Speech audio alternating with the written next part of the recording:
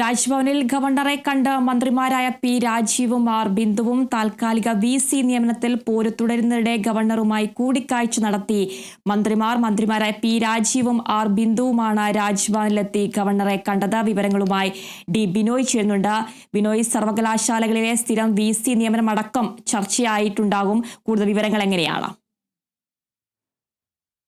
8:30 മണിയോടുകൂടിയാണ് മന്ത്രിമാരായ പി രാജീവും ഒപ്പം doctor R ബിന്ദുവും രാജ്ഭവനിലെത്തിയത്. ഏകദേശം 1 മണിക്കൂർ സമയം കൂടിക്കാഴ്ച നീണ്ടു നിന്നു.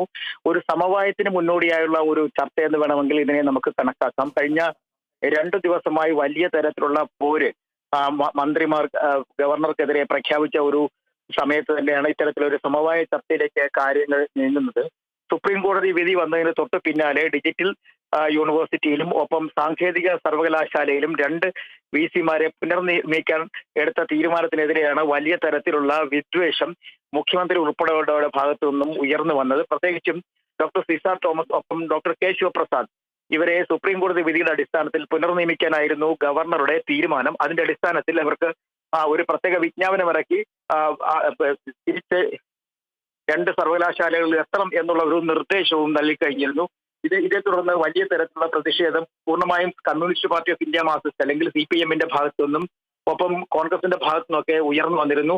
ഈ സാഹചര്യമൊക്കെ കണക്കിലെടുത്ത് ഗവർണർക്കെതിരെ ഒരു നിയമ നടപടിക്ക് പോകുന്നതിനെ കുറിച്ച് ആലോചിച്ചെങ്കിലും തൽക്കാലം നടപടിയിലേക്ക് പോകണ്ട, ഒരു സമവായത്തിലൂടെ മുന്നോട്ട് പോകാനാണ് സർക്കാർ നീക്കം എന്നാണ് നമുക്ക് മനസ്സിലാക്കാൻ കഴിയുന്നത്. കാരണം ഇപ്പോൾ വിവിധ സ്ഥലങ്ങളിൽ വിവിധ കോഴ്സുകൾ തുടങ്ങുന്ന സമയമാണ്.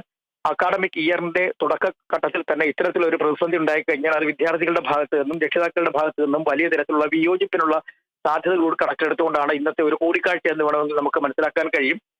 താൽക്കാലിക നിയമനവും ഒപ്പം സ്ഥിരം VC നിയമനം ഉൾപ്പെടെയുള്ള കാര്യങ്ങൾ ഗവർണറുമായി ചർച്ച ചെയ്തിട്ടുണ്ട്. എന്തായാലും ഒരുപക്ഷെ ഈ ആഴ്ച തന്നെ മുഖ്യമന്ത്രിയും ഗവർണറുമായുള്ള കൂടിക്കാഴ്ചയ്ക്കുള്ള സാധ്യതയും ഉണ്ടെന്നാണ് നമുക്ക് മനസ്സിലാക്കാൻ കഴിയുന്നത്. കഴിഞ്ഞ ദിവസങ്ങളിലൊക്കെ തന്നെ കേരള സർവകലാശാലയിൽ വലിയ തരത്തിലുള്ള ഒരു പ്രതിഷേധം തന്നെ നമുക്ക് കാണാൻ കഴിഞ്ഞിരുന്നു. കാരണം നിലവിലെ രജിസ്ട്രാർ കൂടിയായ KS അനിൽകുമാറിനെ യാതൊരു കാരണവശാലും ജോലിയിൽ പ്രവേശിപ്പിക്കരുതെന്നും അദ്ദേഹത്തിന്റെ ഇമെയിൽ ID പോലും മാറ്റിയ ഒരു സാഹചര്യം ഉണ്ടായിരുന്നു. ഇതേ തുടർന്ന് സിൻഡിക്കേറ്റ് അംഗങ്ങൾ ഇടപെടുകയും ചില ജീവനക്കാരുമായി ഉണ്ടായ അഭിപ്രായ വ്യത്യാസങ്ങൾ പിന്നീട് അത് പരാതിയാവുകയും ചെയ്തിരുന്നു. ഇതിന്റെയൊക്കെ അടിസ്ഥാനത്തിൽ നിയമ നടപടികളുമായി മുന്നോട്ട് പോകണം എന്നൊരു നിർദ്ദേശം വൈസ് ചാൻസലർ ഡോക്ടർ മോഹൻ കുന്നുമേൽ നൽകിയിരുന്നു. ഇപ്പോ സിൻഡിക്കേറ്റ് യോഗം നടക്കുന്ന ഹാള് പോലും പൂട്ടി അതിന്റെ താക്കോൽ പ്ലാനിംഗ് ഓഫീസർ കൂടിയായ ഇപ്പോഴത്തെ രജിസ്ട്രാറിന്റെ ചുമതലയുള്ള മിനി കാപ്പന്റെ കസ്റ്റഡിയിലേക്ക് മാറ്റിയിട്ടുണ്ട്. അങ്ങനെ കേരള സർവകലാശാലയിൽ ഉൾപ്പെടെ വലിയ തരത്തിലുള്ള അഭിപ്രായ വ്യത്യാസങ്ങൾ ഉയർന്നു വന്നിരിക്കുന്ന ഒരു സാഹചര്യത്തിലാണ് ഈ കൂടിക്കാഴ്ച ഇപ്പോൾ നടന്നിരിക്കുന്നത്. എന്തായാലും ഇതുമായി ബന്ധപ്പെട്ട വിവരങ്ങൾ പുറത്തു വന്നിട്ടില്ല. അല്പസമയത്തിനുള്ളിൽ തന്നെ ഒരു പക്ഷേ